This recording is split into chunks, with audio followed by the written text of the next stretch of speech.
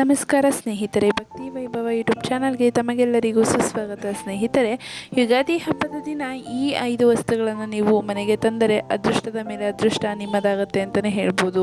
ಹಾಗಿದ್ರೆ ಯಾವ ವಸ್ತುಗಳನ್ನು ನೀವು ಮನೆಗೆ ತಗೊಬರಬೇಕು, ಹಾಗೆ ತಂದು ಏನು ಮಾಡಬೇಕು ಅಂತ ವಿಡಿಯೋ ಮೂಲಕ ತಿಳ್ಕೊಳ್ಳೋದಕ್ಕಿಂತ ಮುಂಚೆ ದಯವಿಟ್ಟು ಚಾನಲನ್ನು ಸಬ್ಸ್ಕ್ರೈಬ್ ಮಾಡ್ಕೊಳ್ಳಿ. ವಿಡಿಯೋ ಇಷ್ಟ ಆಯಿತು ಅಂದರೆ ವಿಡಿಯೋಗೆ ಲೈಕ್ ಮಾಡಿ, ಶೇರ್ ಮಾಡಿ, ಕಮೆಂಟ್ ಬಾಕ್ಸ್ನಲ್ಲಿ ನಿಮಗೆ ಇಷ್ಟವಾದ ದೇವರ ಹೆಸರನ್ನು ಕಮೆಂಟ್ ಮಾಡಿ ಸ್ನೇಹಿತರೆ. ಹಾಗೆ ಚಾನಲನ್ನು ಸಬ್ಸ್ಕ್ರೈಬ್ ಮಾಡ್ಕೊಳ್ಳಿ. ಸ್ನೇಹಿತರೆ, ಹಿಂದೂಗಳಿಗೆ ಯುಗಾದಿ ಹೊಸ ವರ್ಷದ ಆರಂಭ. ಈ ಶುಭ ದಿನದಂದು ನಾವು ಮನೆಗೆ ಇಂತಹ ವಸ್ತುಗಳನ್ನು ತರೋದ್ರಿಂದ ಮನೆಯಲ್ಲಿ ಧನ ಸಂಪತ್ತಿನ ಜೊತೆಗೆ ಅದೃಷ್ಟವು ನೆಲೆಸುವಂತೆ ಮಾಡುತ್ತದೆ. 2026ರ ಯುಗಾದಿ ಹಬ್ಬದ ದಿನದಂದು ನಾವು ಮನೆಗೆ ಏನೆಲ್ಲ ವಸ್ತು ತರಬೇಕು, ಹಾಗೆ ತಂದರೆ ಯಾವ ಅದೃಷ್ಟಗಳು ನಮಗೆ ಬೆನ್ನ ಹಿಂದೆ ಇರುತ್ತೆ ಅನ್ನೋದನ್ನು ವಿಡಿಯೋ ಮೂಲಕ ತಿಳ್ಕೊಳ್ಳೋಣ. ಸ್ನೇಹಿತರೆ, ಯುಗಾದಿ ಹಬ್ಬ ಹಿಂದೂ ಧರ್ಮೀಯರ ಹೊಸ ವರ್ಷದ ಆಗಮವಾಗಿದೆ. ಇದು ಹಿಂದೂಗಳಿಗೆ ಹೊಸ ವರ್ಷದ ಆರಂಭ. ಈ ಹಬ್ಬವು ನಮ್ಮ ಜೀವನಕ್ಕೆ ಹೊಸದನ್ನು ಸ್ವಾಗತಿಸುವ ಹಬ್ಬವಾಗಿದೆ. ಪುರಾಣಗಳ ಪ್ರಕಾರ ಈ ದಿನ ಬ್ರಹ್ಮದೇವರು ವಿಶ್ವಸೃಷ್ಟಿಯನ್ನು ಪ್ರಾರಂಭಿಸಿದನು. ಹಾಗೆಯೇ ರಾಮನಿಗೆ ಪಟ್ಟಾಭಿಷೇಕ ಮಾಡಲಾಯಿತು ಎಂಬ ದಂತಕಥೆಗಳು ಈ ಹಬ್ಬದ ಮಹತ್ವವನ್ನು ಹೆಚ್ಚಿಸುತ್ತೆ ಅಂತಲೇ ಹೇಳ್ಬೋದು.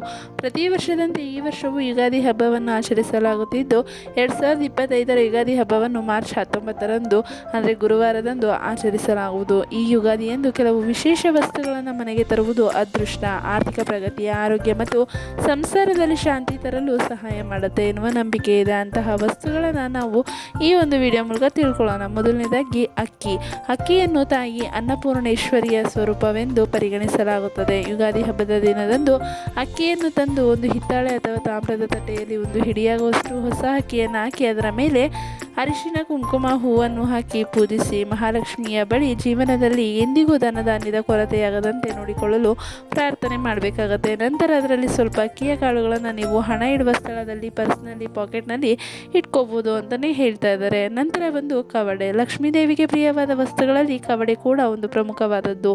ಮನೆಯಲ್ಲಿ ಕವಡೆಯನ್ನು ಇಟ್ಟುಕೊಳ್ಳೋದ್ರಿಂದ ಲಕ್ಷ್ಮೀದೇವಿ ಆಕರ್ಷಿಸುತ್ತಾಳೆ. ನಿಮಗೆ ಯಾವುದೇ ರೀತಿಯ ಹಣದ ಸಮಸ್ಯೆಗಳು ಬಾರದಂತೆ ಆಕೆ ರಕ್ಷಿಸುತ್ತಾಳೆ ಎನ್ನುವ ನಂಬಿಕೆಯೂ ಇದೆ. ಅದರಲ್ಲೂ ಹಳದಿ ಬಣ್ಣದ ಕವಡೆಯನ್ನು ತರುವುದು ಉತ್ತಮ ಅಂತಲೇ ಹೇಳ್ತಿದ್ದಾರೆ. ಯುಗಾದಿ ಹಬ್ಬದ ದಿನದಂದು ನೀವು 6 ಹಳದಿ ಬಣ್ಣದ ಕವಡೆಯನ್ನು ತಂದು ಅದನ್ನು ಅರಿಶಿಣದ ನೀರಿನಿಂದ ತೊಳೆದು ಅರಿಶಿನ ಕುಂಕುಮ ಹಚ್ಚಿ ಕೆಂಪು ಬಣ್ಣದ ಬಟ್ಟೆಯ ಮೇಲಿಟ್ಟು ಅಕ್ಷತೆ ಹಾಗೂ ಹೂಗಳಿಂದ ಪೂಜೆಯನ್ನು ಮಾಡಬೇಕಾಗತ್ತೆ. ಬಳಿಕ ಅದನ್ನು ನೀವು ಹಣವನ್ನು ಇಡುವ ಸ್ಥಳದಲ್ಲಿ ಇಟ್ಕೋಬೇಕಾಗತ್ತೆ. ಇದರಿಂದ ಲಕ್ಷ್ಮೀದೇವಿ ನಿಮ್ಮನ್ನು ನಿಮ್ಮ ಮನೆಯಲ್ಲಿ ನೆಲೆಸುತ್ತಾಳೆ ಅಂತಲೇ ಹೇಳ್ಬೋದು. ನಂತರ ಬಂದು ಉಪ್ಪು. ಹಿಂದೂ ಧರ್ಮದಲ್ಲಿ ಉಪ್ಪಿಗೆ ಹೆಚ್ಚಿನ ಮಹತ್ವವಿದೆ. ಉಪ್ಪಿನಲ್ಲಿ ದೈವಿಕ ಹಾಗೂ ಸಕಾರಾತ್ಮಕ ಶಕ್ತಿಯನ್ನು ಆಕರ್ಷಿಸುವ ಶಕ್ತಿ ಇದೆ. ಉಪ್ಪು ನಮ್ಮ ಮನೆಯಲ್ಲಿ ನಕಾರಾತ್ಮಕತೆಯನ್ನು ನಾಶ ಮಾಡುತ್ತದೆ. ಈ ಕಾರಣಕ್ಕಾಗಿ ಮನೆಯನ್ನು ಒರೆಸುವಾಗ ನೀರಿಗೆ ಉಪ್ಪನ್ನು ಬೆರೆಸಿ ಮನೆ ಒರೆಸುವ ಪದ್ಧತಿಯೂ ಕೂಡ ಇದೆ. ಯುಗಾದಿ ಹಬ್ಬದ ದಿನದಂದು ಮನೆಗೆ ಉಪ್ಪನ್ನು ತರುವುದರಿಂದ ಅದು ನಿಮ್ಮ ಮನೆಯಲ್ಲಿ ಧನಾತ್ಮಕತೆಯನ್ನು ಹೆಚ್ಚಿಸುತ್ತದೆ.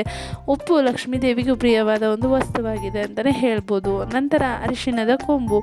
ಅರಿಶಿಣವು ಲಕ್ಷ್ಮೀನಾರಾಯಣರಿಗೆ ತುಂಬಾ ಪ್ರಿಯ ಅಂತಲೇ ಹೇಳ್ಬೋದು. ಈ ಕಾರಣಕ್ಕಾಗಿ ಲಕ್ಷ್ಮೀ ಮತ್ತು ವಿಷ್ಣುವನ್ನು ಪೂಜಿಸುವಾಗ ಕಡ್ಡಾಯವಾಗಿ ಅರಿಶಿಣವನ್ನು ಬಳಸಲಾಗುತ್ತದೆ. ಹಾಗಾಗಿ ಯುಗಾದಿ ಹಬ್ಬದ ದಿನದಂದು ಸಮ ಸಂಖ್ಯೆಯಲ್ಲಿ ಅಂದರೆ 2, 4, 6, 8, 10, 12, 14, 16, 18, 20 ಈ ಥರ ಅರಿಶಿಣದ ಕೊಂಬುಗಳನ್ನು ತಂದು ಒಂದು ಬಿಳಿ ದಾರಕ್ಕೆ ಅರಿಶಿಣದ ಕೊಂಬನ್ನು ಕಟ್ಟಿ ತೋರಣದಂತೆ ಮಾಡಿಕೊಳ್ಳಿ. ನಂತರ ಈ ತೋರಣವನ್ನು ಮನೆಯ ಮುಖ್ಯ ದ್ವಾರಕ್ಕೆ ಕಟ್ಟಬೇಕಾಗತ್ತೆ. ಇದರಿಂದ ಮನೆಯಲ್ಲಿ ಎಲ್ಲವೂ ಶುಭ ಫಲಗಳನ್ನು ನೀಡುತ್ತೆ ಅಂತಲೇ ಹೇಳ್ಬೋದು. ಇದನ್ನು ನೀವು ನಿಮ್ಮ ವ್ಯವಹಾರ ಮಾಡುವ ಸ್ಥಳದಲ್ಲೂ ಕೂಡ ಕಟ್ಟಬಹುದು. ಇದನ್ನು ನೀವು ವಿಶೇಷವಾಗಿ ಬ್ರಾಹ್ಮಿ ಮುಹೂರ್ತದಲ್ಲಿ ಬೆಳಗ್ಗೆ 9 ಗಂಟೆಯ ಒಳಗೆ ಕಟ್ಟಬೇಕಾಗತ್ತೆ. ಹಾಗೆ ಅರಳಿ ಮರದ ಪೂಜೆಯನ್ನು ಮಾಡಬೇಕಾಗುತ್ತೆ. ಯುಗಾದಿ ಹಬ್ಬದ ದಿನದಂದು ಅರಳಿ ಮರಕ್ಕೆ ಪೂಜೆಯನ್ನು ಮಾಡಬೇಕು. ಯಾಕಂದರೆ ಅರಳಿ ಮರದಲ್ಲಿ ಲಕ್ಷ್ಮಿ ಮತ್ತು ನಾರಾಯಣರು ಸೇರಿದಂತೆ ಇನ್ನಿತರ ದೇವರುಗಳು ವಾಸವಾಗಿರ್ತಾರೆ. ಯುಗಾದಿ ದಿನದಂದು ಸಂಜೆ ನೀರಿಗೆ ಹಾಲು ಬೆಲ್ಲವನ್ನು ಬೆರೆಸಿ ಅರಳಿ ಮರಕ್ಕೆ ಅರ್ಪಿಸಬೇಕು. ಹೂವು, ಅರಿಶಿನ, ಕುಂಕುಮವನ್ನು ಅರಳಿ ಮರದ ಬುಡಕ್ಕೆ ಹಾಕಿ ಪ್ರಾರ್ಥನೆ ಮಾಡಬೇಕು. ನಂತರ 12 ಬಾರಿ ಪ್ರದಕ್ಷಿಣೆಯನ್ನು ಮಾಡಬೇಕು.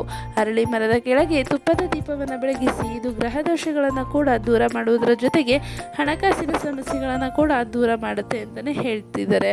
ನೋಡಿದ್ರಲ್ಲ ಸ್ನೇಹಿತರೆ, ಈ ರೀತಿ ನೀವೇನಾದರೂ ಮಾಡದೇ ಆಗಿದ್ದಲ್ಲಿ ನೀವು ಅಂದುಕೊಂಡಿದ್ದೆಲ್ಲ ನೆರವೇರುತ್ತೆ. ಹಾಗೆ ನಿಮ್ಮ ಹಿಂದೆ ಅದೃಷ್ಟ ಹಿಂಬಾಲಿಸುತ್ತೆ ಅಂತಲೇ ಹೇಳ್ಬೋದು. ಸ್ನೇಹಿತರೆ, ಈ ಒಂದು ಮಾಹಿತಿ ನಿಮಗೆ ಇಷ್ಟ ಆಗಿದೆ ಅಂತ ಅಂದ್ಕೊತೀನಿ. ಇಷ್ಟ ಆಗಿದ್ರೆ ವಿಡಿಯೋಗೆ ಲೈಕ್ ಮಾಡಿ, ಶೇರ್ ಮಾಡಿ, ಕಮೆಂಟ್ ಮಾಡಿ. ಹಾಗೆ ದಯವಿಟ್ಟು ಚಾನಲನ್ನು ಸಬ್ಸ್ಕ್ರೈಬ್ ಮಾಡ್ಕೊಳ್ಳಿ. ವಿಡಿಯೋ ವೀಕ್ಷಿಸಿದ್ದಕ್ಕಾಗಿ ಧನ್ಯವಾದಗಳು.